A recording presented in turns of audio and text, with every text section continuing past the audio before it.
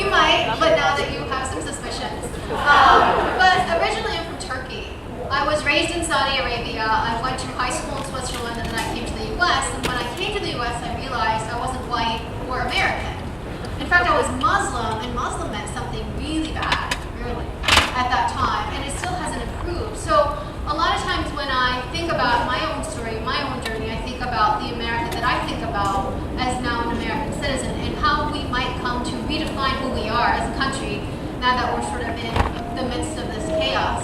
So a lot of my research is around how do we transform these institutions that are now kind of pulling us apart. So I'm going to talk a little bit about that, and hopefully my slides will move forward. I have no clicker. I'll get my clicker. Yeah, well, Thank you.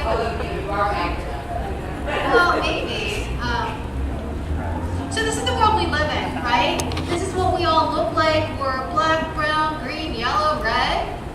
All shades, all perspectives, and all kinds of experiences. So I like to think of this in sort of a very broad, we're all multicultural in some sense. We're all hybrids, right? We're all the agglomeration of these different kinds of things coming together. How many of you would say to me, yeah, I'm a hybrid. I have all these different perspectives and stories. I've become something new with each new experience. And I think of that as sort of the gift of you can always change and learn and become a better and different version. So hybrid is the kind of world I'd love for us to be continuing to live in. But this is how our decision-making institutions look, right? So how do we get from the fact that we live in this sort of multicultural hybrid world where we're all becoming and learning and engaging each other, to the fact that, and this is a very recent picture, this is Trump making some policy decisions on healthcare, to the fact that this is a room of white men, all white men, older old white men. Why not?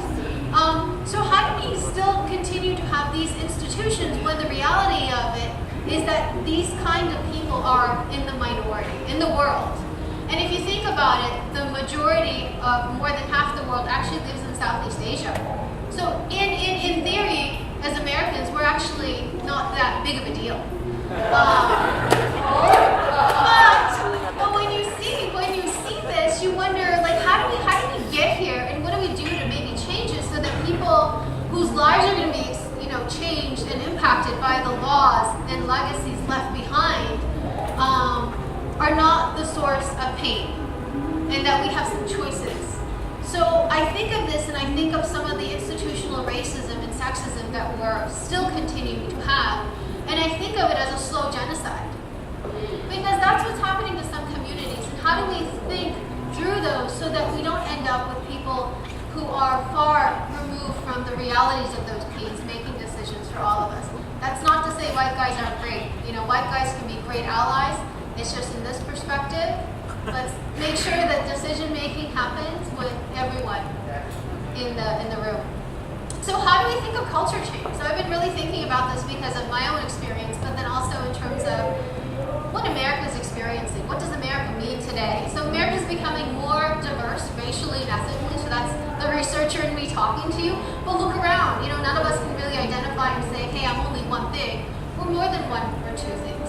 In fact, statistics tells us that in the coming decades, people of two or more races is going to be the fastest growing dimension, fastest growing racial or ethnic group in the following decades. So that's followed by Asians and Hispanics. And we see this change everywhere. We see it here, we see it in our workplaces, on TV.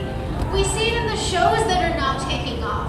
Things like Fresh Off the Boat, or all the other sort of ethnically focused shows where we're kind of coming to grapple with the fact that people's experiences of coming to the U.S. and living here are very different. And then in this context, how do we change the institutions that are so slow to change? All of us as speakers kind of spoke to these issues, that the fact is the way that our system is set up leaves the majority of us out of positions of power, and it leaves us out of decision-making structures.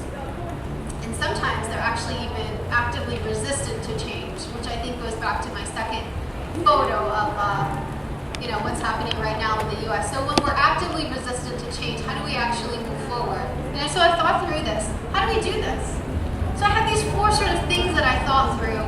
And some of this is related to Interx, because Molly and I actually work together.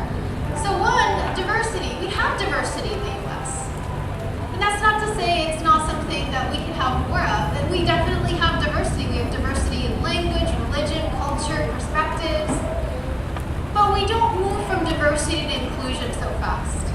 So inclusion is sort of, are you at the decision-making table? In an organization, who's making decisions? And then how do those institutions get built if all the decision makers are of a certain kind? And then we're so much further away from equality. So we need diversity for inclusion. We need inclusion for equality, which is sort of thinking about how are people compensated, how do people have living wages, have ways of being equally represented in society. And then for all of that to happen, then maybe we can move to belonging. That we live in a society where we feel a sense of belonging.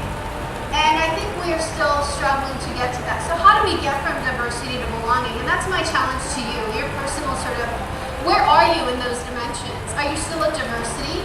Are you trying to embed inclusion into the work that you do? Are you at equality? Or maybe you've achieved belonging and then share that love, right? So new cultural transformations are a source of innovations. We know that. Research tells us that diversity breeds innovations. But how do we get there? And that's been sort of the core of the research that I do, and I actually have a colleague here from our department, Pacey Foster. We do a lot of stuff around organizations and social change because organizations are somewhat resistant.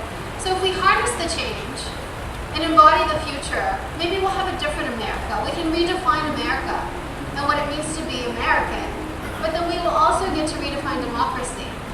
Because in many ways, that is essentially something that we are struggling with these days. Because the institutions that we're trying to change are holding on for dear life, and they don't want to change.